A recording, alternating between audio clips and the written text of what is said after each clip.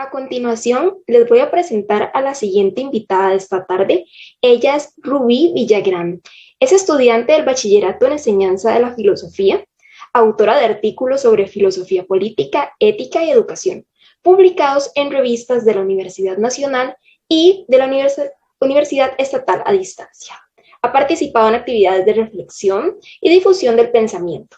Fue asistente en el doctorado en estudios latinoamericanos y actualmente es asistente en la Vicerrectoría de Vida Estudiantil y en el programa de alfabetización crítica de la División de Educología, ambos de la UNA. Es importante recordarles a nuestros espectadores que la ronda de preguntas dirigida a nuestros dos panelistas será al final de este conversatorio. Adelante, Rubí. Bueno, muchas gracias por el espacio aquí. Y yo súper contenta, ¿verdad?, de compartir con ustedes y bueno, cerrando ya nuestra Semana de la Filosofía, que ha sido producto de, bueno, un gran esfuerzo que se ha hecho desde la Asociación de Estudiantes, con el apoyo, claro, de la Escuela de Filosofía, del programa Praxis, que Esteban nos acompaña y es alguien que nos ha apoyado montones. Y también la revista Hoja Filosófica nos ha apoyado un montón en la difusión. Entonces también quería reconocer el aporte de ellos y de la editora Alejandra Solórzano, que también nos ha apoyado muchísimo en el tema de la difusión de estas actividades y el tema de las rifas de las revistas que hoy se va a hacer en la noche. Entonces, bueno, yo voy a comenzar hablando de algunos puntos sobre, bueno, la temática que tenemos en cuestión aquí. Y creo que también es posible ir relacionando algunas cuestiones que ya mencionaba Enrique. Entonces, quiero comenzar planteando tal vez una idea o alguna tesis a sostener, que es que el ejercicio del pensamiento, la reflexión, el análisis, los cuestionamientos y en sí el acto de filosofar, que este último puede inclusive englobar esos elementos que señalé, pueden posibilitar la acción política desde la cual se lucha ante las injusticias y por consiguiente ocurra algún tipo de transformación social. Esto, ¿verdad?, apoyándonos en lo que es la educación en filosofía, la enseñanza de la filosofía. Claro, bajo esta afirmación ya uno puede apresurarse que pueden surgir algunas objeciones, porque nos pueden señalar, cuando uno hace este tipo de afirmaciones, que no siempre la filosofía va a formular propuestas favorables para la sociedad, o que existen posturas filosóficas que han sido fundamento para las mismas injusticias que estamos planteando, que es contra las que queremos luchar. Y claro, y que sería un poco ingenuo proponer al mero acto de filosofar como algo con tanto peso para darle el carácter transformador. Entonces, claro, sería ingenuo creer que la filosofía o el acto de filosofar por sí solo puede luchar contra las injusticias, cuando en ocasiones desde la misma filosofía se han generado argumentos contra las poblaciones que sufren las injusticias, ¿verdad? Algunos de los modernos, no vamos a generalizar que todos, pero varios, van a ser un ejemplo, algunos de esos postulados van a ser un ejemplo de haber formulado argumentos que se han utilizado para cometer injusticias, claro que sí. Entonces, brevemente, puedo señalar que como, no sé, con Locke, la noción de propiedad privada ha sido utilizada para quienes usurpan los territorios de los pueblos originarios de América. Con este mismo pensador nos va a decir Hinkelhammer que se ha planteado una inversión de los derechos humanos. También Descartes, con Descartes vemos cómo se pasa esa noción de que los animales son como máquinas, y también ha sido fundamento de enunciados especistas que aún la gente, ¿verdad?, reproduce. Y ni hablar de Kant, ¿verdad?, que también ha hecho enunciados racistas, machistas, adultocéntricos, que uno puede ver desde sus textos antropológicos, como geografía física, antropología en un sentido pragmático y otros, y también en los textos posteriores o también los de carácter político, con la cuestión del adultocentrismo, ¿verdad? Entonces, eso refleja que quizá en algunos casos suele ignorarse que eso tiene un peso, digamos, el ejercicio del pensamiento efectivamente tiene un peso en o la producción intelectual que se haga tiene un peso en la vida cotidiana. Esos ejemplos que les decía se ven, se notan en cómo aún las personas los ponen en práctica, los utilizan como argumentos para hacer o cometer ciertas injusticias. Entonces, vean cómo el pensamiento filosófico, muy a pesar de quienes le restan importancia a la filosofía, suele incluir en diversas concepciones que tienen las personas acerca de los diferentes ámbitos de la vida.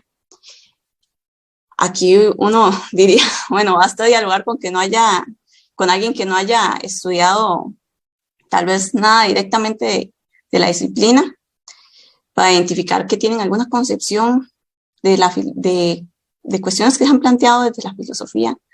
Hay gente que tiene la concepción platónica del alma, una visión cartesiana de la medicina, o que reproducen discursos como el que ya les mencionaba de Locke y la propiedad privada. Y bueno, hay un montón de ejemplos que podemos dar. Y esto, solo nos puede indicar dos aspectos, que es o los filósofos plantean cosas que se les ocurre a cualquiera, o en efecto, el pensamiento que se ha venido construyendo a lo largo de la historia ha influenciado a las poblaciones desde, bueno, los medios van a ser muy variados, ¿verdad? O sea, la educación puede ser que se insertan en la cultura y se van reproduciendo, entre otros. Entonces, los ejemplos que señalaba están en realidad presentes actualmente en las culturas occidentales y occidentalizadas. Entonces, dicho esto, es oportuno aclarar que no cualquier pensamiento filosófico es el que llega a tener un lugar importante a nivel político y que mientras algunos postulados se imponen, como ocurrió, ¿verdad?, con el pensamiento moderno, otros van a tener que también son pensamientos generados y que se pueden en diferentes culturas y que también se pueden considerar filosóficos, son invisibilizados. Entonces, vamos a ver que, bueno, por aquí anda rondando un pensamiento político y desde la filosofía, ¿verdad? Una filosofía política, pero hay que entender que, bueno, en filosofía también, de nuevo aclarar, vamos a tener varias posturas filosóficas políticas, porque también hay visiones, ¿verdad?, liberales u otras que generan efectos que notamos que son dañinos. Entonces no sabemos, o dándoles el beneficio de la duda a algunos, no sabemos directamente la intención con la que los están planteando, pero sí conocemos efectos de ciertas visiones políticas que son dañinas, y entonces también hay que contemplar que hay diferentes posturas filosóficas políticas y que van a haber otras también que van a estar más del lado de los desfavorecidos, que van a interesarse por esto que les quería empezar a plantear al inicio, que con la transformación social, con la idea de la acción política, interesan los desfavorecidos. Y eso lo vamos a ir viendo. Entonces, el pensamiento latinoamericano, desde que fue, digamos, es de ese pensamiento que les mencionaba que fue invisibilizado. Hay gente que, bueno, que diría, bueno, podemos hablar de filosofía en otras culturas y toda esa cuestión. Yo a partir de esa noción, en mi caso considero que sí podemos hablar que se trata de pensamiento filosófico. Entonces, el pensamiento filosófico latinoamericano fue invisibilizado durante muchísimo tiempo por la imposición del pensamiento colonial, pero la filosofía latinoamericana nos abre posibilidades desde concepciones que en vez de favorecer a las injusticias podrían ayudarnos a abordarlas. porque ya no sería trabajar desde los postulados que plasmaron los que han vencido a nivel histórico, los que han tomado un lugar, sino los que fueron vulnerabilizados. Ya por ahí una de las espectadoras se había referido, ¿verdad?, a esta cuestión de los vencidos y los vencedores, cuando le hacían las preguntas a don Enrique. Como ya ustedes pueden ir notando, entonces, desde el mismo acto de filosofar, si es posible responder a las injusticias que fueron generadas, incluso desde fundamentos también filosóficos. Pero para ello, y ya es posible intuir que es fundamental hacer filosofía desde las propias realidades y los propios contextos. Porque vemos que, bueno, hay un problema cuando se hace imposición del pensamiento, es cuando se pierden las perspectivas de las realidades que están viviendo en esas culturas, en esas comunidades, donde se llega a imponer otra noción del pensamiento. Entonces, aquí sí voy a hacer un paréntesis, porque no se trata de despreciar lo que hacen otras culturas a nivel filosófico, inclusive el pensamiento moderno, ¿verdad? Hay que reconocer sus aportes, que fuera de lo que señalaba, también han generado importantes contribuciones, que son la base de argumentos sumamente valiosos que nos sirven y claro, también pueden ser útiles para el tema de cuando queremos analizar desde la filosofía política o cuando queremos hablar de la acción política y la transformación social. Entonces, aquí uno podría retomar, y sería oportuno retomarlo para que no hayan confusiones o que no se dé la idea de que uno quiere irse ahí a un extremo. Y es que Dussel nos planteaba que hay que ser sujetos transmodernos, que esto no implica, él mismo lo señala, no implica tomar una posición fundamentalista y no implica rechazar de todo la modernidad, sino que se trata más bien de tomar sus elementos, examinarlos y ver qué es lo negativo que tenemos que superar, construyendo creativamente. Y así igual con otras culturas, ¿verdad? Ver qué criterios nos aportan también. Y bueno, poner en diálogo todo esto, analizarlo, examinarlo. Más adelante, según conversaba con Esteban, él va a ampliar un poquito más este concepto de transmodernidad, entonces vamos a dejarlo por acá, pero creo que sí queda clara la aclaración, valga la redundancia, sobre el hecho de que no es que hay que irse a un extremo y que hay que reconocer también algunos aspectos que nos ha dejado, que nos han dejado los modernos. Ok, entonces retomando la filosofía latinoamericana.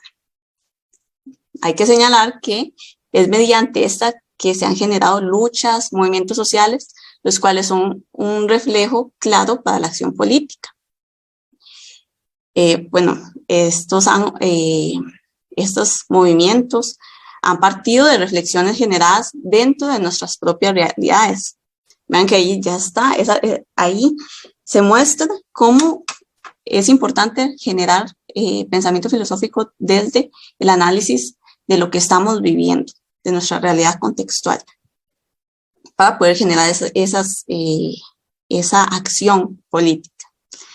Entonces, bueno, sabemos también que, claro, que los movimientos del proletariado, los movimientos de izquierda fueron de suma importancia para las personas trabajadoras, para quienes vivían una realidad conflictiva también, pero como señala Boaventura de Sousa Santos, estos, por más críticos que sean, pertenecen a otro contexto y no contemplan necesariamente algunos factores que van a estar, por ejemplo, en el sur, en las filosofías del sur, que es principalmente lo que nos habla. Entonces, otra vez, la necesidad de contextualizar también nuestra lucha y nuestra acción política. Entonces, en definitiva, claro que la filosofía, con base a lo que vengo como desarrollando, puede brindar posibilidades de peso para la acción política que refleje una transformación social. Pero aquí hay que preguntarse cómo podemos hacer eso, porque, bueno, a veces uno plantea propuestas pero no, en filosofía a veces pasa que se plantean propuestas, pero la gente suele objetar que se alejan de la realidad o que no se acercan a una posible acción realmente. Entonces, aquí hay que tener en cuenta que claramente no se trata de filosofar por filosofar y que bien existe un pensamiento filosófico que aborda otras cuestiones que son de importancia para otras áreas, pero que necesitamos discernir desde dónde partir, que es desde esa filosofía política que les mencionaba, que hay muchas filosofías, muchas formas de considerar la filosofía política, pero que vamos a partir de una que se interesa por las injusticias sociales. Y como estamos dentro del área de la filosofía latinoamericana, podemos decir que esta y la filosofía de la liberación también, que está sumamente enlazada, va a permitirnos esto. Entonces, como ya vimos, hay que filosofar desde nuestras propias problemáticas y para lograr esto es necesario que se propicien espacios para hacerlo, porque nosotros tenemos también ese problema, que aquí,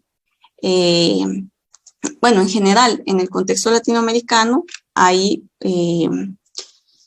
difícilmente en la educación se da un espacio para filosofar y además de otros problemas que nos impiden hacerlo, ¿verdad? Cuestiones de explotación laboral que nos limitan los espacios de ocio, el tema de, bueno, que se centran tal vez en la educación, se centra en otras áreas que no son tanto del ejercicio del pensamiento.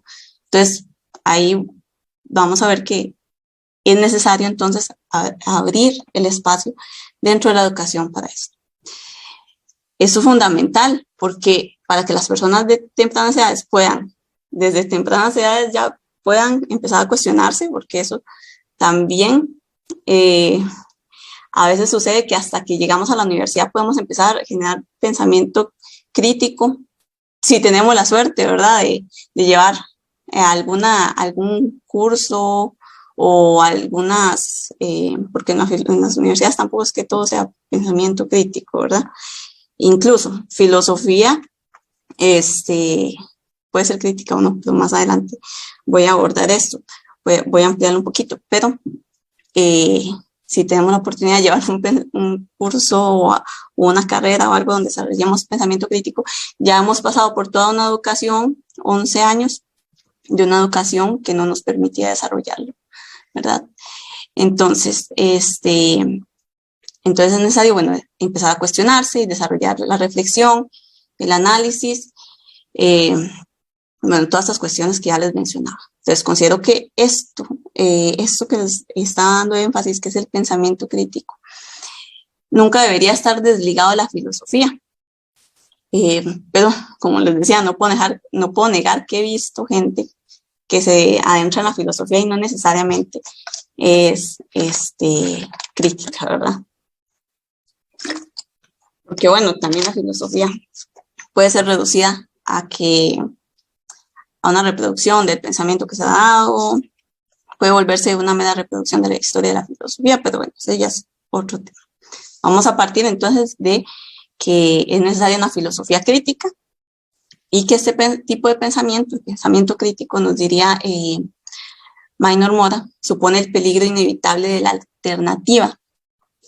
Entonces, evidentemente, si queremos actuar políticamente y transformar, hay que abrir paso a la alternativa, a la posibilidad de cambio.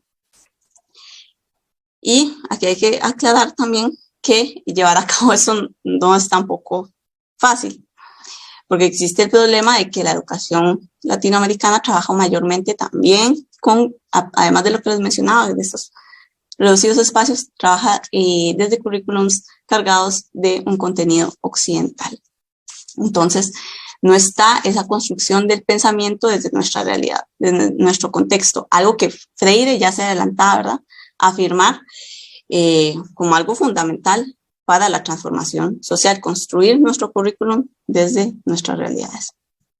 Y claro, esto en los estudiantes de diferentes edades que viven en medio de las desigualdades, las injusticias, genera un choque en el sentido de que, bueno, pueden decir, ok, estamos viviendo ciertas problemáticas y vamos a la escuela y eso no se asocia, esto que estoy viendo no se asocia a lo que yo estoy viviendo.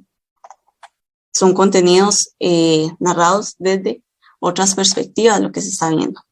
Entonces, obviamente, como docentes, si queremos enseñar filosofía para la acción política, nos corresponde asumir varios retos.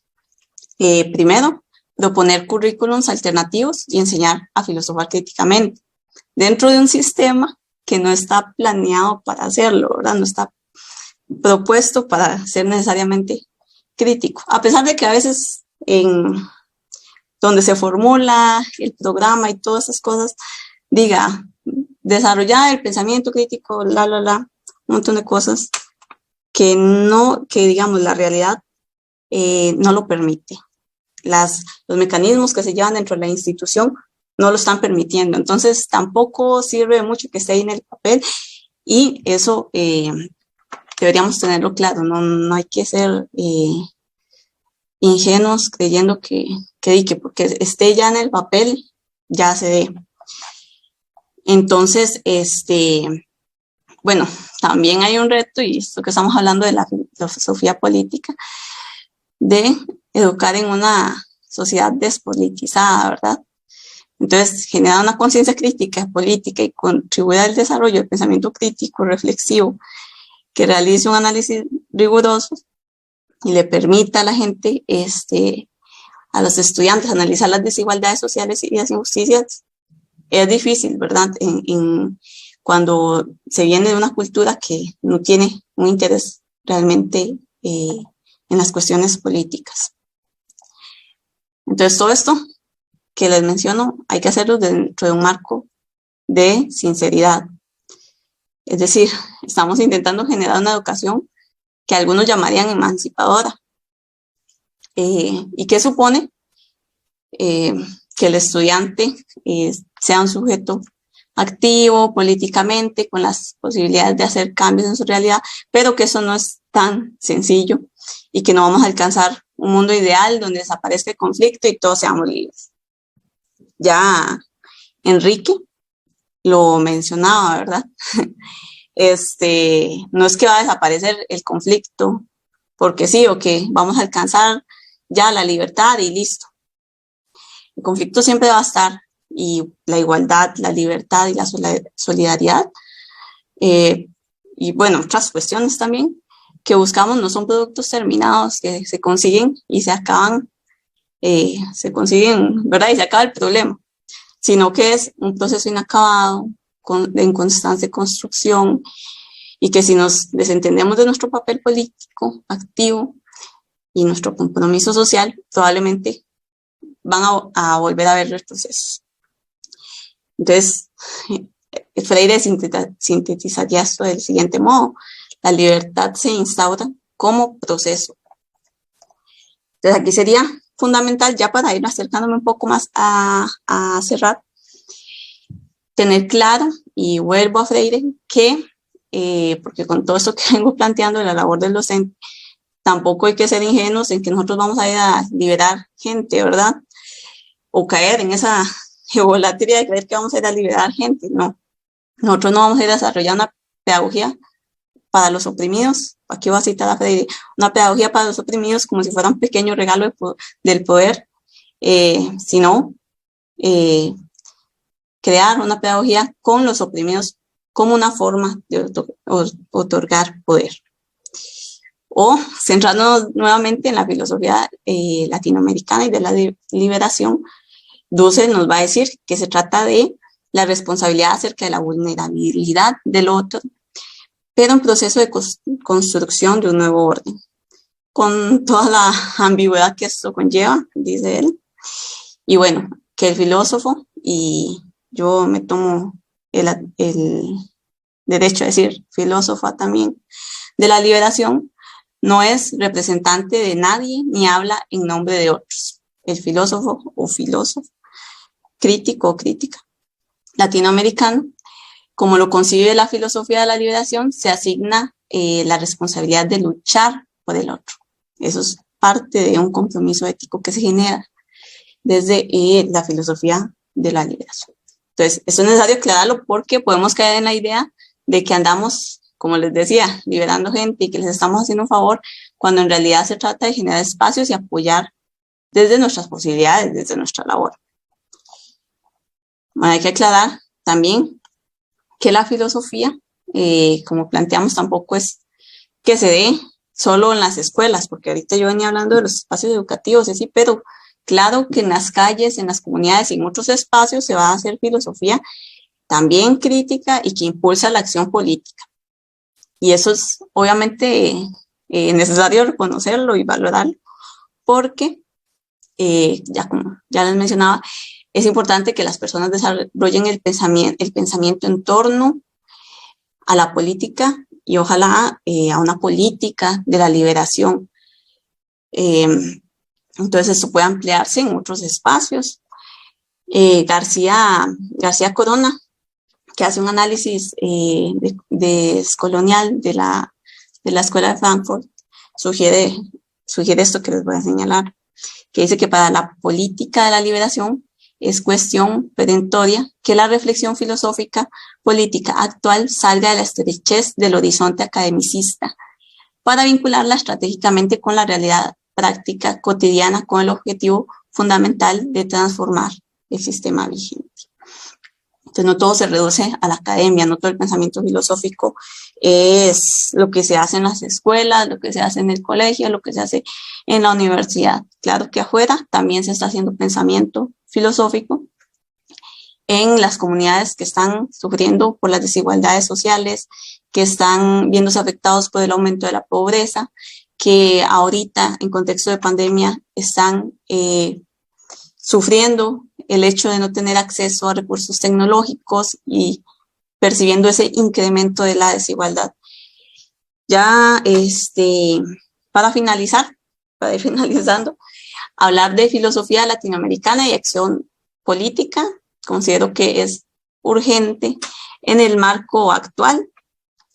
Se han incrementado, ¿verdad?, las injusticias sociales, ya la pandemia lo ha reflejado. Son injusticias que ya se están dando desde hace mucho tiempo, pero que con la pandemia al fin nos estamos dando cuenta de muchas cosas. Y bueno, esto Esteban ahorita lo va a terminar de desarrollar a lo que me comentaba. Y bueno, no podemos quedarnos entonces con los brazos cruzados viendo cómo todo esto ocurre. Obviamente la filosofía tal como la planteamos con todo esto que hemos venido desarrollando no va a solucionar los problemas por sí solos. Tampoco es caer en idealizar tanto, ¿verdad?, el hecho del ejercicio del pensamiento, porque digamos, no es que yo le voy a decir a un estudiante y reflexione sobre su falta de acceso a las tecnologías y ya, con eso él va a resolver el problema de no tengo tecnologías porque por culpa de la desigualdad social y ya va a tener una compu. O tampoco es que vamos a decirle, bueno, analice por qué usted no tiene para comer en su casa y de un pronto a otro va a tener comida por tomar conciencia de eso. Claro que no. Se trata, digamos, de reconocer que también hay unas condiciones materiales que se requieren, pero ¿qué pasa si no se hace este ejercicio del pensamiento? Es que si no se hace el ejercicio del pensamiento, si no se toma una postura de, ok, voy a filosofar, voy a reflexionar para luego actuar, probablemente no haríamos nada, notaríamos esa posibilidad de hacer un cambio. Entonces, vean que a pesar de que no nos va a resolver el problema por sí sola, la filosofía para la acción política y la transformación social sí es un motor que nos mueve, que nos impulsa, es algo que nos impulsa a buscar cambios, a movernos con empezar a parar estas injusticias y, bueno, a no permitir que se sigan reproduciendo. Tomar conciencia de ello sí nos permite al menos empezar a poner altos para que no se sigan reproduciendo. o no reproducirla nosotros, porque muchas veces dentro de las mismas personas que sobrevivimos las injusticias, vamos reproduciendo cuestiones que vamos adoptando, que no analizamos críticamente y las seguimos reproduciendo. Hay gente en condición de pobreza que discrimina a los pobres, por ejemplo. Entonces, se trata de tomar conciencia, reflexionar y ver esto como un impulso para la acción política. Y bueno, así termino mi intervención. Entonces, muchas gracias.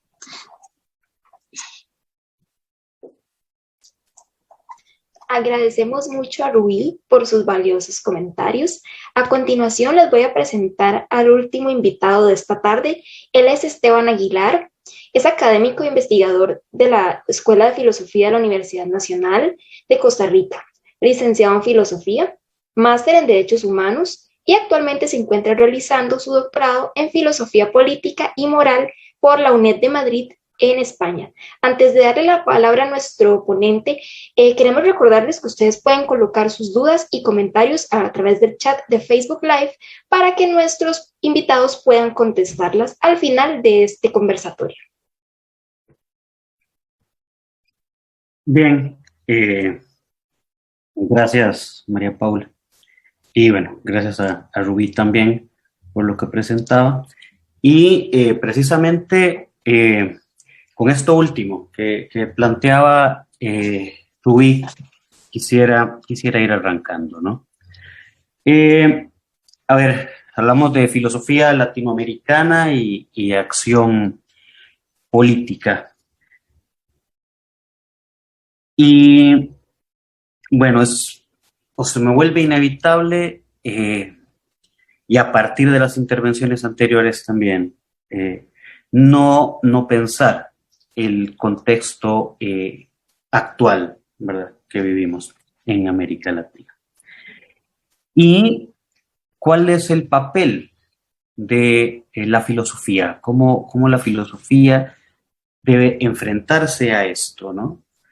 En el texto de Filosofía de la Liberación, entonces hace una mención a lo que es, lo que deberíamos entender como la filosofía. Y dice que la filosofía no piensa la filosofía cuando es realmente filosofía. Y no sofística o ideología, ¿no? Dice que no piensa los textos filosóficos, excepto, ¿verdad?, si debe hacerlo como propedéutica, pedagógica. La filosofía piensa lo no filosófico, la realidad.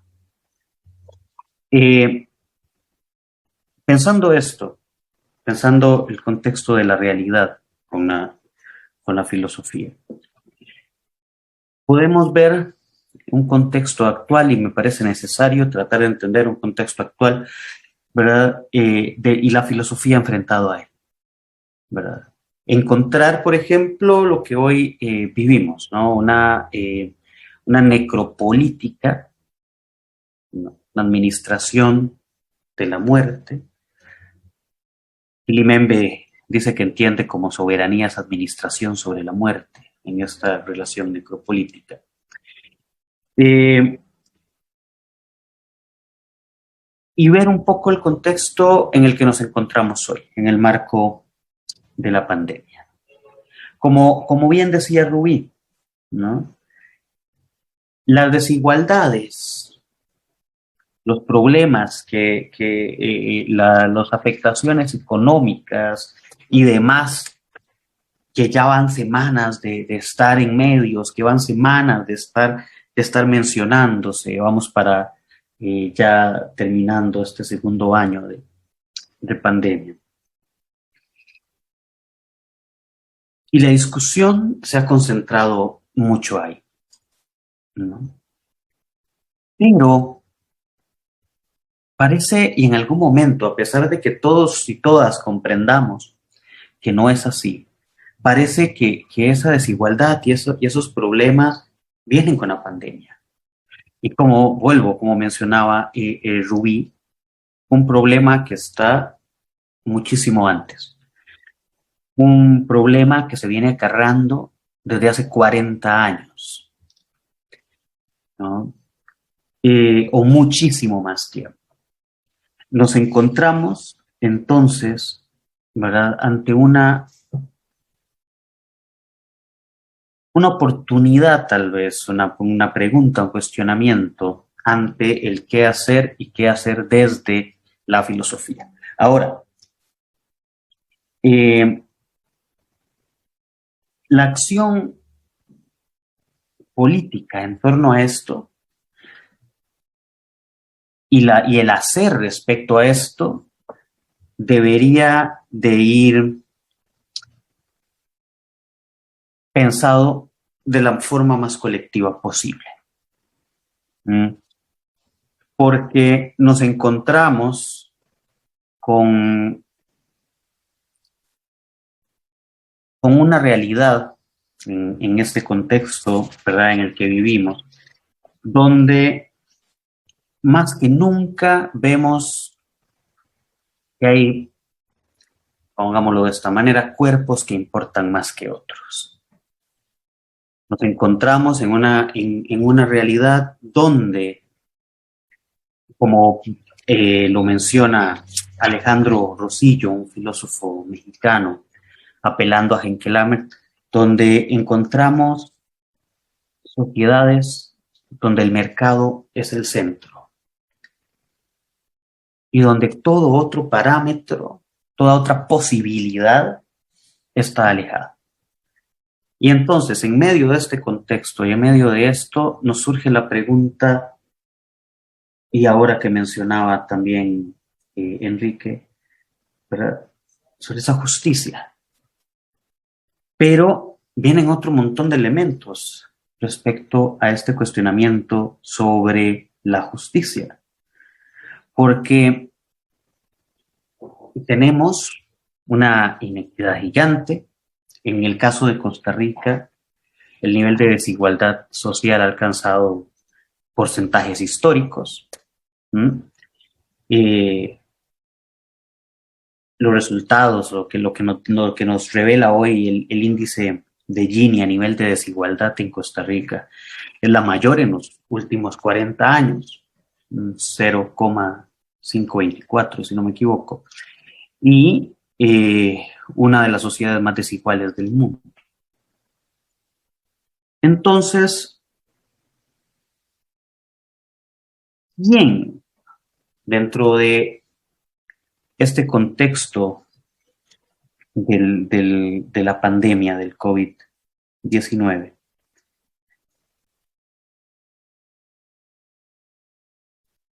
quiénes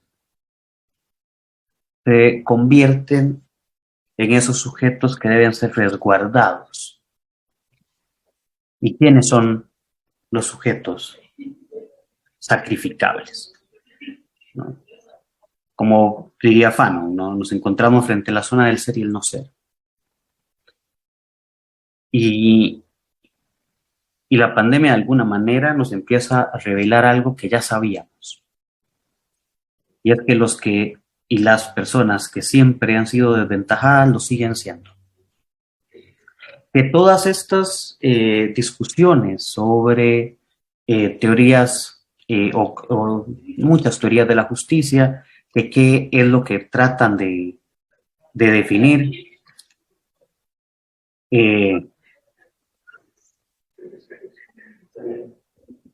que todas estas cuestiones, ¿verdad?, que se tratan de definir, que vemos ahorita, ¿no?, estas realidades, estos contextos, quienes al fin y al cabo ya sabemos de antemano que iban a perder y que ahora van perdiendo, ¿verdad?, y continúan perdiendo. Y ahora, ante la pregunta de la justicia, ante la pregunta de la desigualdad, ¿verdad?, ¿cómo construimos? ¿Cómo pensar? ¿Cómo enfrentar a una reconstrucción sobre los derechos humanos? Podría cuestionar Alejandro Rosillo. ¿Cómo podríamos enfrentarnos a una construcción de una sociedad más justa y equitativa cuando se trata de construir este consenso o estas ideas o estas propuestas desde los mismos grupos que siempre han sido favorecidos. Una filosofía de la liberación, en este caso, una filosofía que parte de repensar estas posiciones privilegiadas, lo que nos plantearía es, bueno, si queremos construir algún tipo de alternativa a una sociedad más justa, tenemos que escuchar a quienes nunca hemos querido escuchar. Y desde la filosofía esto es importante, ¿no? Porque escuchar a quienes nunca hemos querido escuchar, como ya mencionaban previamente, no implica la anulación del otro. Normalmente se ha anulado al otro, pero escuchar a quien se le ha silenciado no implica la vuelta de la tortilla, como dice Henke Lammer, ¿no? Hay una cita de un pedacito de Henke Lammer que dice: no se trata que los que ayer comían caviar hoy coman mierda, ¿no? No, ¿verdad? Se trata de escuchar y poder entablar esos procesos de diálogo. Entonces, hoy, por ejemplo, volvemos a Costa Rica, pero en muchas partes de América Latina hemos encontrado hay procesos electorales, en muchas partes del mundo. También estamos en marco de procesos electorales, de procesos de elección, donde los políticos, las personas que aspiran a ocupar puestos de elección popular, de un momento a otro otra vez tienen una pomada canaria, tienen una receta para resolver los problemas, para la construcción de la sociedad más justa, pero el acercarse a estos grupos históricamente silenciados simplemente es un ejercicio, ¿verdad?, electorero para conseguir votos. Pocas veces este acercamiento es un acercamiento para la construcción de propuestas, para el escuchar. Y esto precisamente porque se sigue reproduciendo una forma en la cual el conocimiento que se alberga en estos espacios no es un conocimiento válido. Ya hay múltiples autores que nos han hablado de esto. Ya Rubí hablaba de Freire, ya nos han hablado de Enrique Dussel, el sentipensar del que hablaba ahora Enrique, también desde la obra de Orlando Falsborda, ¿verdad? Pero hay una teorización al respecto de esto. Pero lo que nos puede parecer, lo que puede ser aún más indignante, es encontrar una teorización desde hace 40 años que hoy tengamos que seguir repitiendo porque sigue aconteciendo lo mismo. Y porque viene y nos deviene el COVID y la pandemia esta, y lo que sucede al fin y al cabo es que se recrudecen estas situaciones. En algún momento cubiertas, en algún momento parecía que las querían tapar. En algunos países incluso se decía que tenían una distribución de la riqueza un poquito más igual y de un momento a otro explota y esta realidad no es eso. Se maquillaban algunas cosas, intentaban maquillar algunas otras, ¿verdad? Pero para muchas personas y para la gente de a pie, como se dice, esto siempre ha estado claro. Entonces, tenemos que pensar desde nuestra propia filosofía, desde nuestros propios planteamientos, y repensarnos esto, y construir, y buscar, y generar las posibilidades. Las universidades tienen una posibilidad de poder generar estos espacios. Cuando venimos a estudiar a las universidades, ¿no? A ver, no solamente deberíamos venir a estudiar a la universidad a la espera del título del entrenamiento para salir a trabajar y generar más dinero. No solamente. Hay otras cuestiones que están ahí que desde la universidad se pueden gestar. del impacto hacia la sociedad, desde el aporte que podemos hacer en el construir esa sociedad más justa a la que podríamos estar aspirando, ¿no? Y siempre en ese proceso de diálogo. Mencionaba ahora, ¿verdad?, que este diálogo no implica, no busca el anular al otro, sino más bien, como podría mencionar Dussel cuando hace referencia a la transmodernidad, es tomar lo mejor de la modernidad europea. Todo aquello que no reproduzca desigualdades, todo aquello que no sea antiecológico, ¿verdad?, sino más bien aquello que realmente aporta a esta visión de sociedad más justa y ponerla en diálogo con lo mejor de todo esto otro que quedó en la exterioridad, que quedó fuera. Y cuando mencionamos, creo también es importante, cuando mencionamos lo mejor de lo que quedó por fuera, es porque tenemos que tener claro que tampoco estamos partiendo de esencialismos. No todo lo que quedó por fuera por haber quedado por fuera es bueno, implica, ¿verdad?, sino que nos permite, hay que ahí lo mejor de aquello, lo mejor de América Latina, discute, conversa, dialoga, construye con lo mejor de esa modernidad europea, con lo mejor del pensamiento. O sea, que todo esto que tenga la posibilidad. Y una cuestión importante, y Enrique lo mencionaba también ahora, ¿no?, desde esa diversidad de pensamientos, ¿verdad?, encontrar aquello que podría tener aspiración de universalizarse. En tanto, construya sociedades más justas. ¿Por qué? ¿Por qué a veces cuesta desde la filosofía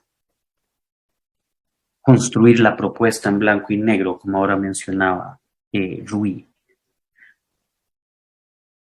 Muchas veces nosotros podemos trabajar y se trata de hacer y construir y pensar e imaginar esa sociedad más justa. ¿Cómo poder hacerla? ¿Cuáles son los mecanismos que podríamos gestar? Ahora, las voluntades políticas que se encuentran ajenas a nosotros son las que tenemos que buscar la forma de impactar. Se construye la propuesta, podemos construirla. En los contextos tenemos que pensar, por ejemplo, y es que es urgente pensarlo, en la redistribución. A veces pensar en la redistribución parece una mala palabra, parece un madrazo, ¿no? Pero no, tenemos que tratar de explicar qué es esto. Los procesos educativos, y Paulo Freire, como mencionaba Rui, se vuelven vitales en esto.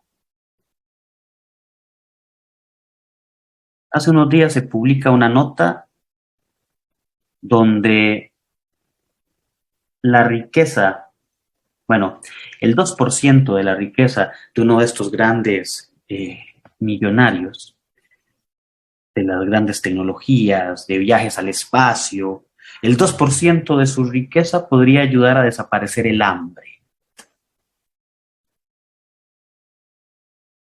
¿Cómo puede ser que no estemos discutiendo el tema de la distribución? Si nos enfrentamos ahorita en nuestro país, en unos meses, más cerca en otros cercanos, a procesos electorales, donde ¿qué es lo que nos cuestionamos? ¿Qué es lo que preguntamos? ¿Qué es lo que revisamos a la hora de cuestionar a las personas que aspiran a esos puestos de elección popular? ¿Qué es lo que pensamos y nos pensamos como sociedad? Porque también viene un elemento. Como sociedad, ¿en qué contribuimos a la reproducción de estas cuestiones? Porque no solamente el señalar al otro, es que señalar los excesos o carencias del otro es muy sencillo. claro, tampoco caer en ese autoflagelarse que es más una pose de mi hipersensibilidad, sino más bien esa búsqueda de transparencia y de diálogo. Eso es importante, ¿no? Dentro de esto. Ahora, vuelvo con algunos aspectos, y ya para cerrar, porque ya veo que son las 5:10 casi, y, y quisiera que buscáramos la posibilidad de tener algún tipo de diálogo y que también eh, Luis pueda participar antes de que cierren ahí la universidad donde está ahorita conectada, ¿no? Eh, Cierro con esto, ¿no? O sea, la forma de construcción de estas ideas de sociedades más justas, se tienen que construir a partir de una participación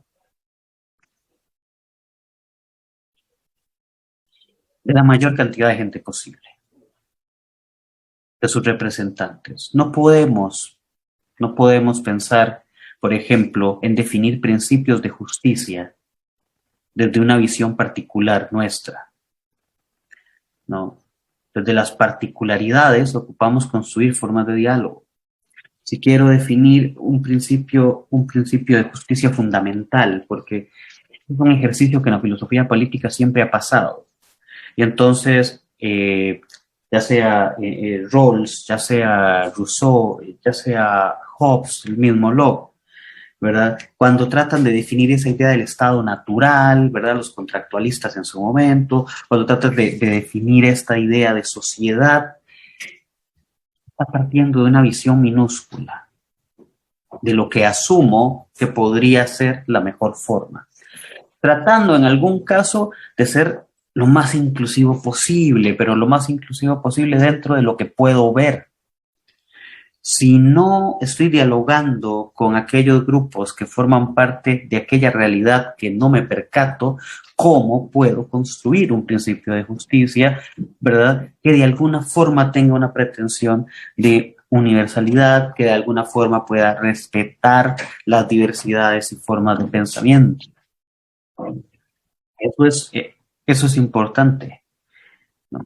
Si nos damos a la tarea entonces de pensar y construir algunos principios de este tipo, podríamos pensar, y por ejemplo en Costa Rica, que es donde voy a hacer este ejemplo, si me siento acá frente a mi computadora y digo, ok, ¿cuáles serían los principios que deberían de constituir a una sociedad más justa? Simplemente empiece a enumerar algunas cuestiones básicas de la Declaración de Derechos Humanos, posiblemente empiece a pensar en algunas cuestiones sobre la redistribución, posiblemente empiece a pensar en educación, salud, me empiece a dar cuenta que la salud y la educación dejaron de ser derechos para todos y a todas desde hace muchísimos años, si es que alguna vez los fueron. Y puede ser que en ese proceso me dé cuenta que diga, al carajo, me lleva el diablo con esto, ¿no? Porque la población afro, ¿qué me tendría que decir respecto a esto? Yo no puedo saber qué piensa. Las compañeras, ¿qué me pueden decir? Porque estoy pensando desde yo, Esteban, como hombre. Los jóvenes, los niños, ¿qué me pueden decir? Los adultos mayores, las poblaciones indígenas. Debería darme cuenta que es necesario tratar de construir, preguntar, ¿no? Nos daría alguna posibilidad de ver algo, de plantear algo, de formular algo, que no parta de mi mera particularidad, ¿verdad? Con el grave riesgo de ignorar y dejar por fuera cuestiones sumamente importantes. Pero bueno, 5:10. Dejémoslo por ahí para que nos dé chance de conversar un poco. Bueno, les agradecemos a ambos invitados por sus valiosas reflexiones y vamos a pasar a la ronda de preguntas. Esteban, tenemos una pregunta para vos de François Sieur. En un contexto de avance del fundamentalismo religioso en las periferias costarricenses y su interés manifiesto por llegar al poder político central, así como el retorno del neoliberalismo craso en la figura de políticos históricamente quemados, ¿de qué manera el ejercicio del pensamiento crítico latinoamericano y sus propuestas dialógicas pueden contribuir a una concientización realista de las acciones políticas en esas zonas marginadas, abandonadas una y otra vez por los políticos tradicionales? Bien, yo creo que ahí hay esta pregunta central en muchas, en nuestro contexto, ¿no? O sea, tenemos que también preguntarnos a esto una cuestión que menciona acá François, ¿verdad? Porque nos dice que este avance del fundamentalismo religioso en las periferias. ¿Qué ha pasado con estos otros grupos que de alguna manera quieren hacer frente a este fundamentalismo?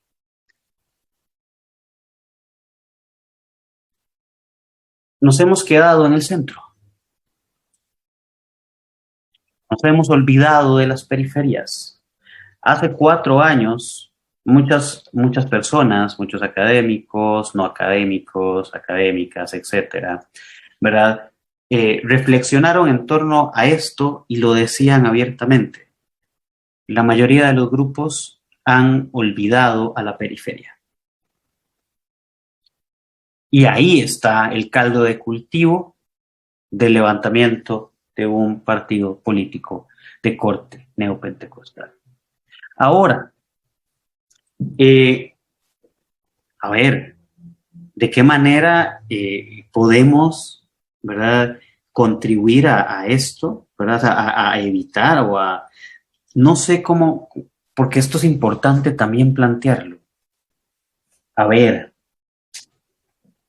no podemos caer, aquí va esto, no podemos caer en la reproducción de una polarización social. O sea, yo no puedo partir del otro como un idiota. O sea, si yo parto de que el otro es un idiota por sus creencias religiosas, con ese otro no voy a poder construir nada nunca. Y eso es importante. A ver, que hayan intereses mezquinos en algunos grupos de poder que agarran a un grupo de gente y las llevan detrás de ellos, ¿no? No quiere decir que todas estas personas estén convencidas de esos intereses mezquinos, porque posiblemente no conocen esos intereses mezquinos. Lo que conocen es un discurso que les dice: a ustedes los han dejado botados toda la vida. Nosotros vamos a venir y les vamos a apoyar. Los hemos apoyado por años desde la iglesia, etcétera. Acompáñenos, es momento. Y hay un convencimiento. Ahora, desde nuestras perspectivas, aquí lo importante resulta, ok, ¿cómo entablamos un espacio de diálogo que no parta de esa primera superioridad? Hace 4 años vivimos un momento donde la gente que votaba por uno u otro le decía, o a uno que era un idiota por su creencia religiosa específicamente, ¿no? O le decía al otro que era casi una reencarnación del diablo y que se iba a cagar en Costa Rica por sus posiciones ideológicas en términos o en relación a orientación sexual y demás. Entonces, lo primero que hay que entender desde acá es que hay que buscar las formas de dialogar. Desde el levantamiento de las barreras y el señalamiento de estos otros que piensan distinto a nosotros, no podemos construir mucho. Hoy lo vemos también con el tema de la vacunación. Los que se vacunan dicen que los que no se vacunan son idiotas y los que no se vacunan dicen que los que se vacunaron son idiotas. Todos creen tener la razón. Tenemos que tener posibilidad de discutir. Tenemos que tener posibilidad de plantear nuestras ideas y de escuchar las otras. Claro, cuando las otras ideas nos pueden parecer absurdas en algún caso, bueno, nos tocará buscar la manera de llevar esto, ¿verdad? Ahora, en términos, otra vez, político-electorales, a lo que plantea por acá François, hay que acercarse. Es que hay que acercarse, no hay otra forma. Si creemos que llevar el mensaje de la equidad y de que voten por mí y que vamos a salvar a Costa Rica es un discurso que se limita a las redes sociales y a la virtualidad, estamos cagados desde el principio. Si partimos del hecho de que vamos a ir a enseñarles, y como dijo Rubí ahora que me parece súper acertado, vamos a ir a rescatarlos con aquella labor mesiánica, estamos cagados. Eso es, lo primero es el acercarse al otro, a la otra, a conversar y a dialogar en los mismos términos, en el mismo lenguaje, el mismo idioma. Sentémonos a hablar. Puede que alguien te madree, puede que alguien te eche de tu casa, puede que te cierren la puerta, puede que te tiren el perro, te abran la manguera y te mojen, puede que te tiren agua hirviendo o puede que te reciban a conversar. Pero sí tengo seguridad de algo, si se llega con una actitud prepotente, todas las previas antes de conversar son las que pueden suceder. El agua hirviendo sería la más suavecita. María Paula. Y yo creo que el edificio lo quieren cerrar, entonces hay que darle paso a Rubí para que se refiera a algo también antes de que la universidad ahí cierre. Muchas gracias, Esteban. Bueno, tenemos otra pregunta para vos. Nos dice Stephanie Cruz Esquivel. ¿Considera que hay una noción de justicia aplicable a todas las poblaciones o que es válido que existan diversas nociones de justicia? Si está del lado de esto último, ¿cómo hacemos para que una noción de justicia no choque con otra o no sea dañina para las otras nociones? María Paula, no sé si antes de responderle a Stephanie, porque ahí veo que hay unas preguntas a Rubí, tal vez si se las hacemos, dado la premisa, la necesidad, porque como Rubí está en el laboratorio de la Escuela de Filo, y la universidad debe ir cerrando, entonces como para darle la posibilidad de que ella pueda responder también y después continuamos con esas otras. Claro que sí. Rubí, tenemos la siguiente pregunta para vos. Muy buen aporte, Rubí. Mi pregunta es, para usted, ¿cómo podríamos promover la filosofía latinoamericana en nuestras instituciones universitarias?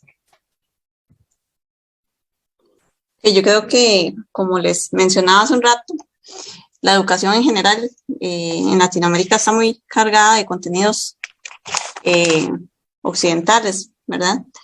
Entonces, quizás sería bueno reevaluar esos currículum de los que estamos partiendo, y no solo el currículum, porque también les mencionaba que puede que en el papel ahí planteemos cosas maravillosas y vamos a hablar de aquí y de allá, pero en la práctica no se dé. Entonces puede que de qué sirve, por ejemplo, que digamos, vamos a empezar a dar cursos de filosofía latinoamericana, vamos a incluir más cuestiones sobre el pensamiento que se genera aquí y todo esto. Sí, primero, la formación de las personas docentes está centrada en una educación eurocéntrica, ¿verdad? Habría que también como docentes decir, voy a prepararme más en esta otra área también. Y claro, no se dice al extremo de que entonces ahora todos vamos a ser filósofos y filósofas latinoamericanos, y todo va a ser filosofía latinoamericana, claro que no, y ya Esteban lo mencionaba, la importancia de dialogar con otros saberes, pero para introducirla, entonces también es necesario como formarnos, tener ese compromiso como docentes, que es parte de la labor pedagógica, ¿verdad? Estar investigando constantemente y a abordar varias áreas, buscar también sobre varias áreas, interesarse por saber y examinar también la parte curricular, pero como te digo, no quedarse ahí solamente.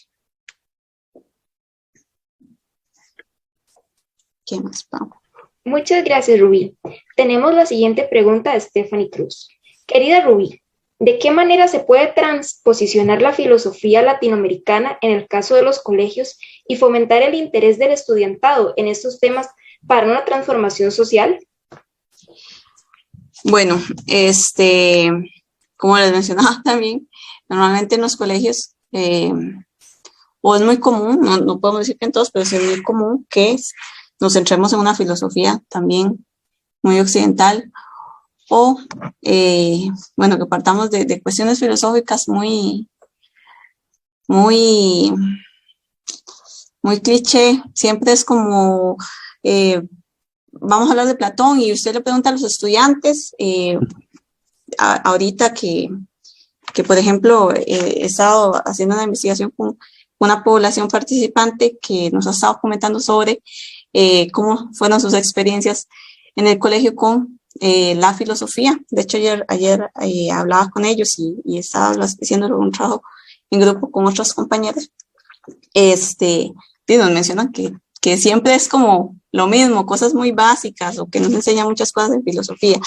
Entonces, ¿cómo bueno, integramos la filosofía latinoamericana en un colegio y cómo la transposicionamos? Hay que tener en cuenta que esa filosofía se ha construido y está más relacionada con los contextos en los que ellos se encuentran. Y claro, los contextos que vamos a encontrar en los colegios van a variar de un colegio a otro, las realidades que ellos están viviendo. Obviamente, un colegio urbano y un colegio rural van a vivir, los estudiantes van a vivir realidades totalmente distintas, pero en cualquier sentido, al menos la filosofía latinoamericana está un poquito más se acerca más a esto que ellos pueden estar viviendo. Entonces, ahí es donde entraría, o sería importante, dentro de esa transposición, explicar la parte significativa, el aprendizaje significativo que se puede tener dentro de esto. Es decir, es algo que está asociado a la realidad de ellos. Y insisto otra vez, no es dejar de lado otras cuestiones de la filosofía, no es dejar de lado Platón, que lo usé como ejemplo, pero sí señalar que, bueno, entonces esa transposición iría muy ligada a ese aprendizaje significativo que se asocie a la realidad de ellas y ellos. Muchísimas gracias, estimada Rubí. Bueno, Esteban, ahora la ronda de preguntas va dirigida para vos y voy a retomar la pregunta que nos hizo Stephanie Cruz.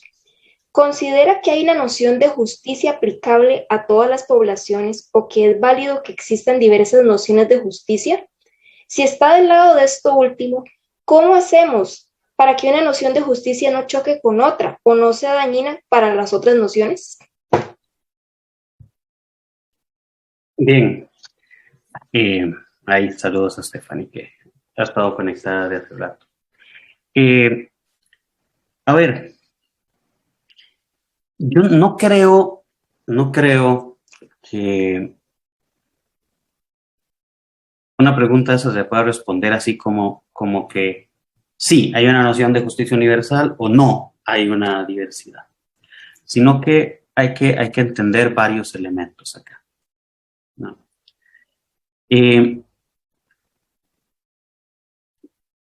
Primero, para evitar los relativismos culturales, es muy peligroso y es muy fácil caer en los relativismos culturales, en el término de que entonces es que es así porque culturalmente este grupo lo piensa así, por lo tanto está bien que le hagan X o Y mutilación a las niñas. ¿verdad? Y posicionarnos desde un relativismo cultural, bueno, ahí estaría bien jodido, ¿no? Ahora, me parece que es importante acá es, y que se podría tratar, ¿verdad?, con las dificultades que esto representa, cómo construimos nociones, principios de justicia que puedan ser aplicables, ¿verdad?, a todas y todos, pero en un conjunto en que no vayan de la mano de la imposición.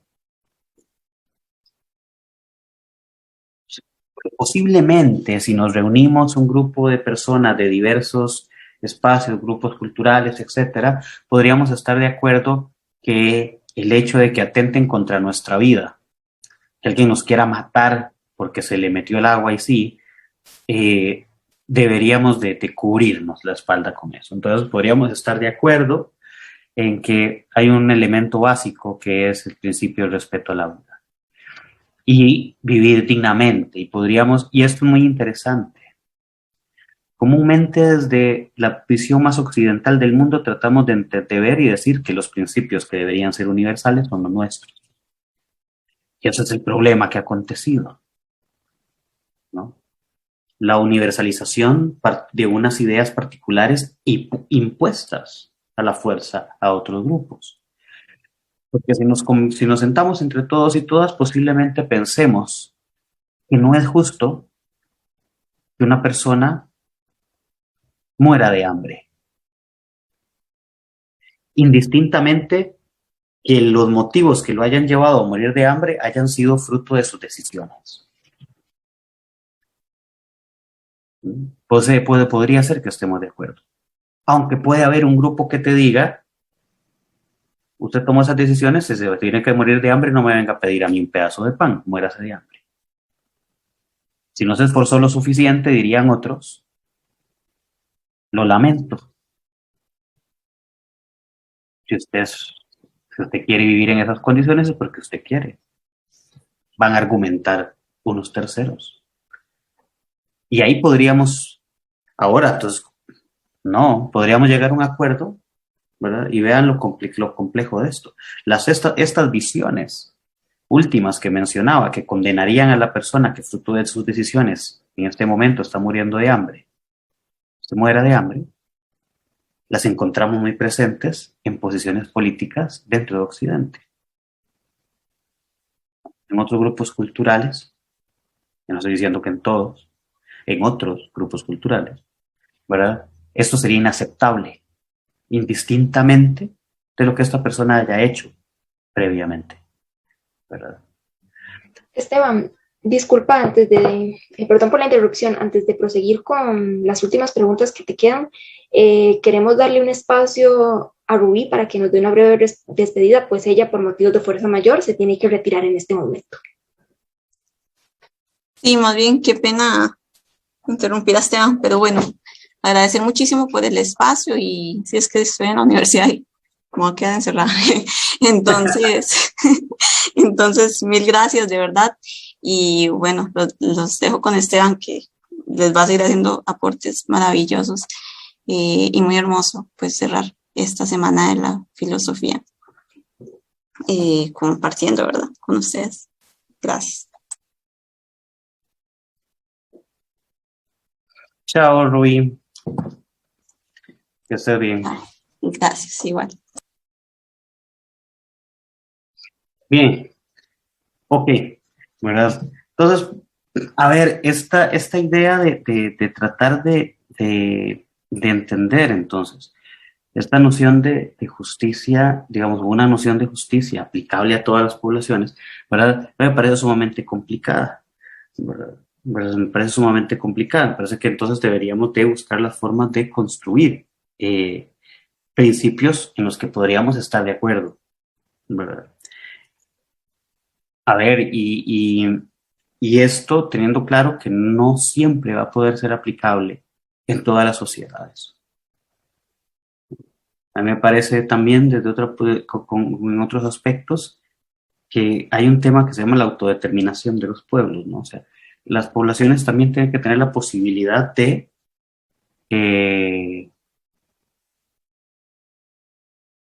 construir, ¿verdad? Y definir sus principios y sus formas también, ¿verdad? Pero que podrían haber algún tipo de consensos, ¿verdad? Por los cuales podríamos decir, ok, estamos claros en que las personas tienen que vivir dignamente, estamos claros en que, por ejemplo, ¿yo qué diría? Voy a poner un ejemplo. Yo podría decir, yo tendría un principio que debería ser, o yo pensaría que debería ser aplicado en todo, donde nadie puede acumular riqueza a costas de la salud, la integridad, el bienestar y la fuerza física de otra persona. ¿No? Y podríamos decir, estoy de acuerdo. Y estoy de acuerdo en que no hay que matar a la gente porque se me ocurrió que hay que matarla, ¿verdad? Estoy de acuerdo en que no puedo violar a otra persona sexualmente, pero es partir de ciertos principios y a partir de ahí pueden surgir particularidades. Vuelvo, es un ejercicio que no es sencillo y no es un ejercicio que podamos resolver ahorita, ¿verdad? Pero me parece que podríamos encaminar alguna forma de principios generales. Y luego los otros, ¿verdad? Donde no interfieran. Entonces ahí poder lograr esto último que planteaba Estefania en la pregunta. ¿Cómo hacer que una noción de justicia no choque con otra, o sea, dañina para otras nociones? Bueno, a partir de principios que podamos estar de acuerdo en principios básicos y que después se puedan definir esos otros en los que no necesariamente tengamos que compartir, pero que no atenten contra los primeros. Y otra cosa ahí de la pregunta anterior que hacía François, que ahora que la estaba releyendo, también queda por ahí. François hablaba así del retorno de un neoliberalismo graso en la figura de políticos añejos. Creo que es necesario también aquí, ¿verdad?, poner en el espacio de discusión, porque aquí hay un tema interesante, muy interesante, porque François hablaba de los fundamentalismos religiosos, porque no son solo esos, ¿no? Asumo que cuando hace referencia a esta idea del neoliberalismo, estamos pensando ideológicamente políticas que piden la reducción del tamaño del Estado, de posiciones que construyen o piensan el Estado benefactor o el Estado de bienestar como el enemigo, de que la salud y la educación pública son un gasto innecesario, ¿verdad? Que la autorregulación del mercado, digamos, entendería que hacia ahí va dirigido lo que pregunta. Tendríamos que pensar también, pero esto es muy importante, tratar de entenderlo, por qué se ha construido, y a qué se debe que se haya construido la idea de que esta posición es la única salida viable. No hay otra alternativa. ¿Por qué se piensa que las otras alternativas no funcionan o no funcionarían bajo ningún criterio? Como dice Mark Fisher, ¿verdad? O sea, pensar el fin del capitalismo, o sea, es más fácil pensar en la eliminación de los seres humanos, ¿verdad? En el apocalipsis, en que venga el meteorito y explote, en que Cartago quede campeón, es más fácil pensar en eso que pensar en el fin del capitalismo. Y podríamos cuestionarlo, ¿no? Porque es más fácil pensar cualquiera de estas otras alternativas.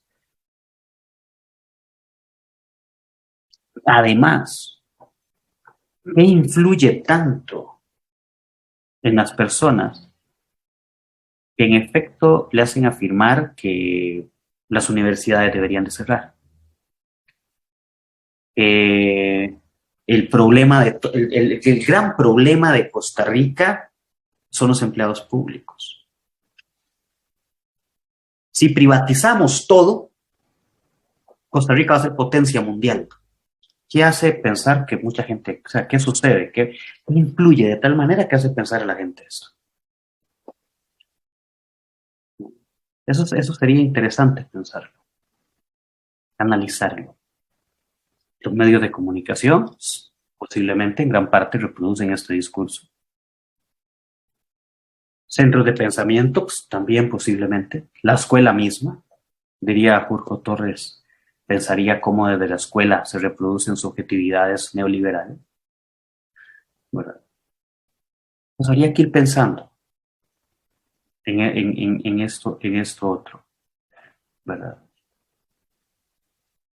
¿Por qué ver tan difícil la construcción de alternativas? ¿O será que el construirlas tan difíciles es la excusa que tengo porque es salirme de mi zona de confort?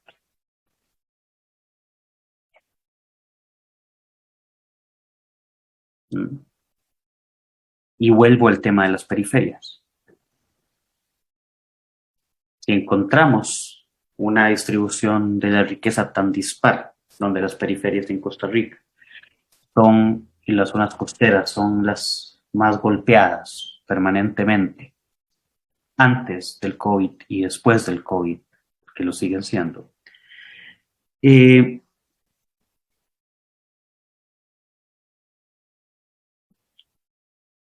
¿Cómo, qué importante conversar, por ejemplo, y explicar cómo funcionan las instituciones, de dónde viene el dinero para que funcionan las instituciones?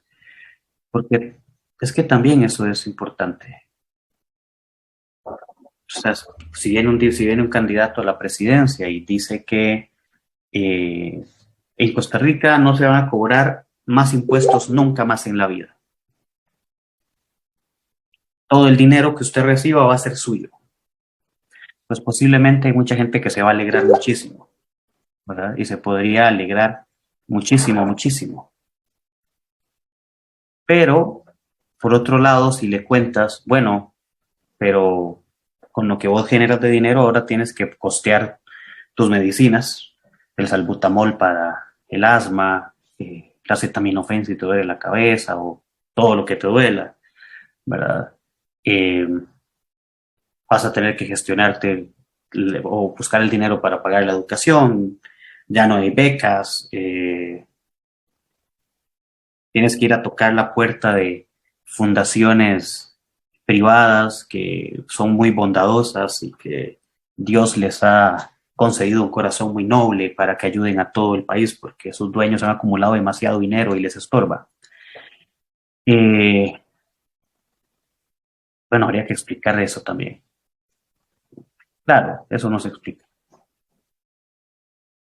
Porque yo te llego a ofrecer que vamos a eliminar todos los impuestos. Eso es lo que te rebajan del seguro, ¿verdad? El mes a mes de la orden patronal y eso. No, nosotros vamos a quitar para que esa platita te quede para que puedas comprar arrocito y frijoles. ¿No? Pero ¿qué impactos tiene esto? Eso es importante explicarlo. Y esto es otra vez volviendo a la primera parte de esa pregunta o la respuesta anterior, ¿verdad? Son procesos de diálogo, son procesos de formación, ¿verdad? No es de ir a enseñarles, sino más bien de ir y comunicar, de ir y construir, de ir y plantear, de ir y conocer, ¿verdad? De dialogar, y donde se puedan intercambiar algunas de estas otras ideas, y donde todos podamos aprender, al fin y al cabo, de otras circunstancias. Pero bueno, eso otro por ahí porque había quedado pendiente. Me quedó pendiente por ahí en la respuesta anterior.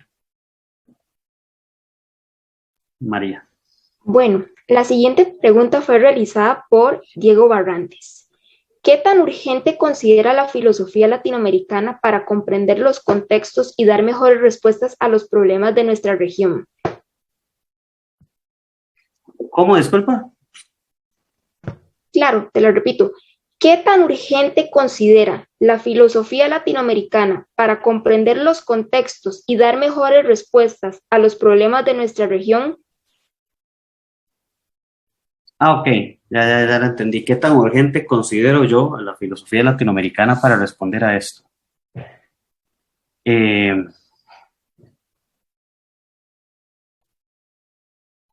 pues bueno, creo que esta respuesta puede ser corta, ¿no? O sea, es necesario. Mm. Es necesario, es necesaria la aportación, es necesaria la filosofía latinoamericana. O sea, es necesario este espacio, esa posibilidad de construir, ¿verdad? En diálogo con otras áreas del conocimiento, ¿verdad? O sea, la filosofía por la filosofía no nos va a resolver el problema, ¿verdad? Pero la filosofía es importante. La reflexión filosófica es importante. Claro, en una sociedad donde lo que se prima es la acumulación y el no cuestionamiento, posiblemente la filosofía es incómoda, ¿no? Pero este cuestionamiento, el ejercicio de cuestionamiento de la filosofía es vital.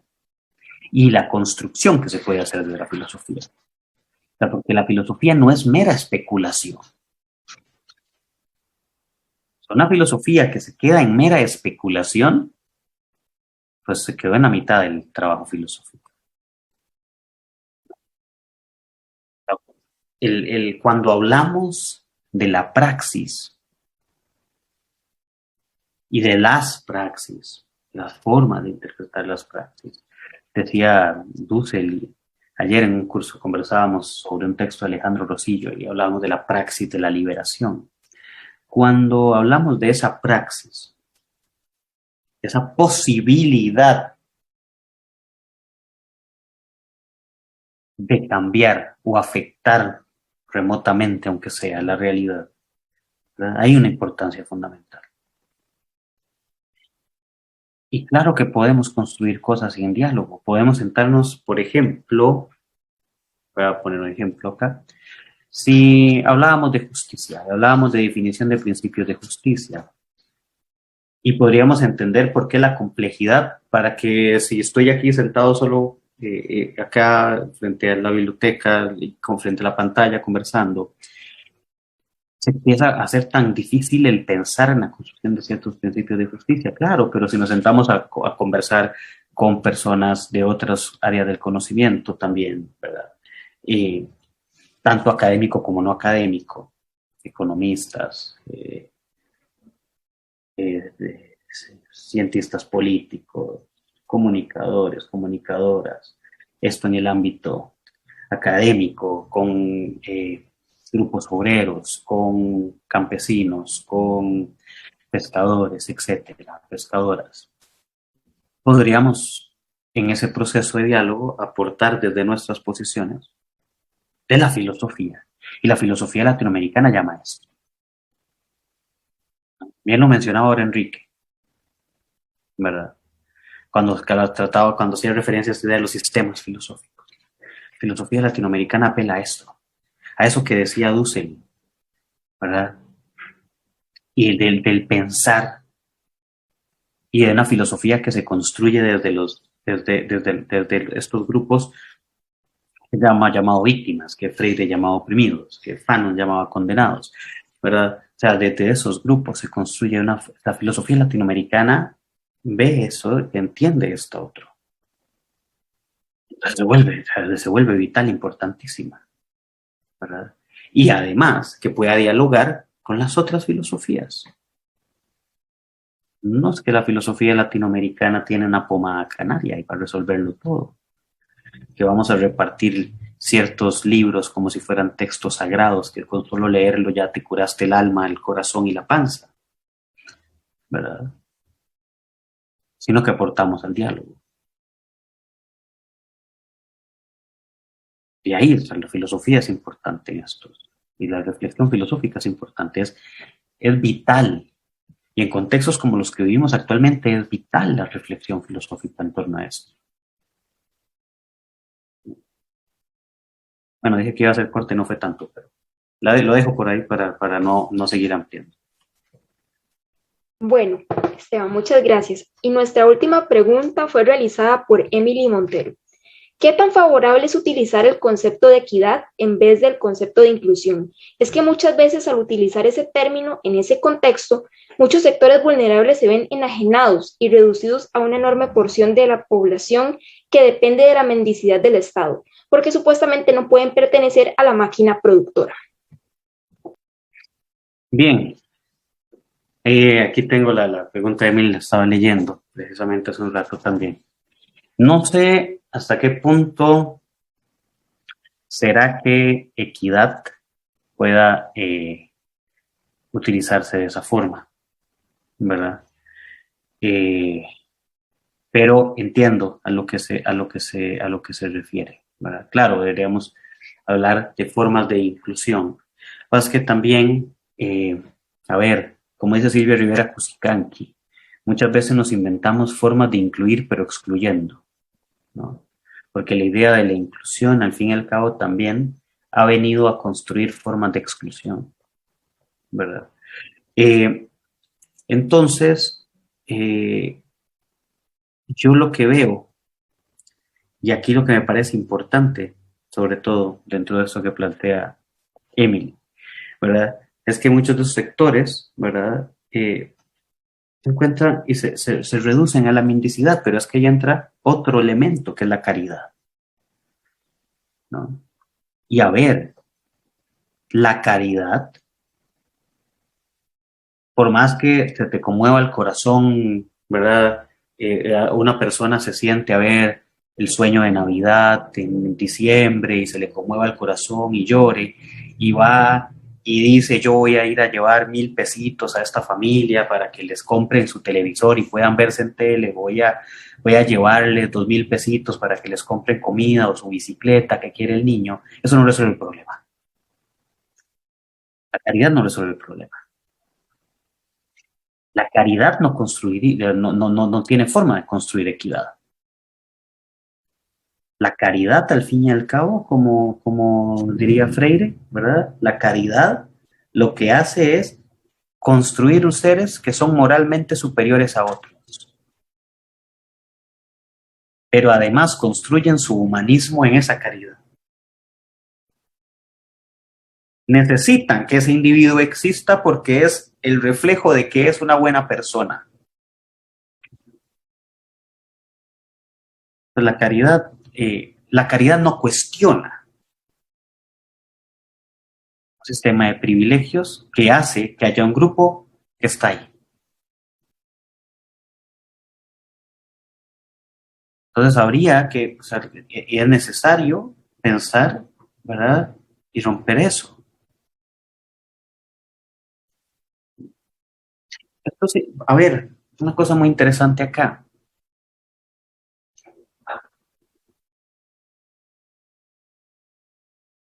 Si tratamos de construir formas en que podamos romper estas, o por lo menos generar fisuras en estas relaciones de poder, estas relaciones sociales que construyen un grupo de personas, ¿verdad? En condiciones sumamente vulnerabilizadas, ¿verdad? O sea, condiciones terribles que, primero que nada, no son naturales. Por eso son poblaciones que han sido vulnerabilizadas, son poblaciones que han sido marginalizadas, son poblaciones que han sido empobrecidas. Tenemos que entender entonces que son, al fin y al cabo, víctimas de un sistema que les ha obligado a estar en esas condiciones. Por ahí hay una categoría que se utiliza muchísimo desde la filosofía política contemporánea, aparece mucho, que es la idea de la igualdad de oportunidades. Pero ¿cómo tenemos que pensar entonces, o sea, en cada uno de esos contextos y particularidades? No, no puedes pensar en una idea de igualdad de oportunidades donde no contemplas los contextos particulares de las personas. Y pensaríamos en lo que algunos autores llaman una una estricta igualdad de oportunidades, que buscaría eliminar las brechas de desigualdad.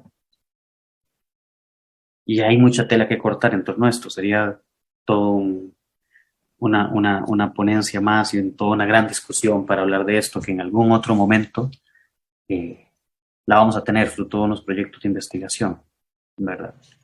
Pero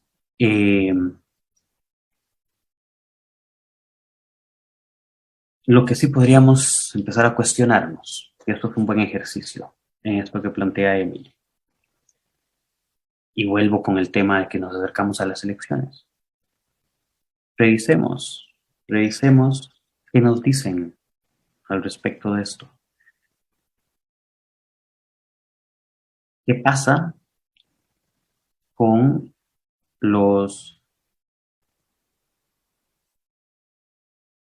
fondos a los programas sociales? ¿A dónde van dirigidos los recortes? Tenemos que pensar en muchas de estas cosas, ¿verdad? Por ejemplo, hace unos años, en las elecciones anteriores, por ejemplo, revisando planes de gobierno, hay un partido político en particular que en todo el programa de gobierno evitaba hablar de la idea esta de igualdad de oportunidades, sino que hablaba de mejores oportunidades para todos y todas. Bueno, esto lo que deja muy claro es que la desigualdad no se va a tocar, porque es para todos y todas, que les vamos a dar las mismas oportunidades a todas y todas las personas, a pesar de que hayan personas en contextos que se encuentran en fea desventaja. Bueno, es parte de esto que tendríamos que ir viendo, ¿no? Y hacia donde yo podría entender esto que presentaba Emily, ¿verdad? De que muchos sectores se ven reducidos a depender de la mendicidad del Estado, ¿verdad? Porque no pueden pertenecer a eso. Luego viene otra discusión respecto a las formas de producción, respecto a la participación de los individuos en esto, ¿no? Pero bueno, eso también podría ser muy largo, ¿verdad? Para tratar de ir ahí mencionando algunas cosas. María Paula. Bueno, hemos llegado al cierre de este gran coloquio. La verdad es que estamos muy agradecidos con su presencia en este día. Queremos darles un aviso. Desgraciadamente, por motivos de fuerza mayor, el día de hoy no se va a poder realizar el sorteo de los paquetes de revistas, ya que mi compañera tuvo que retirarse antes de tiempo. Pero este se llevará a cabo mañana y les estaremos comunicando la hora por medio del Instagram de la Asofilo. También los instamos a compartir el material que quedará disponible tanto en el Facebook Live como en el canal de YouTube de la Asociación de Estudiantes.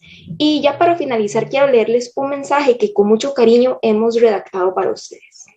A nombre de todos los miembros de la Asofilo, reiteramos nuestro agradecimiento por su participación durante las actividades que hemos programado con cariño para ustedes. Como gobierno estudiantil estamos comprometidos a seguir creando estos espacios de diálogo e instamos a futuras asociaciones a realizar actividades similares.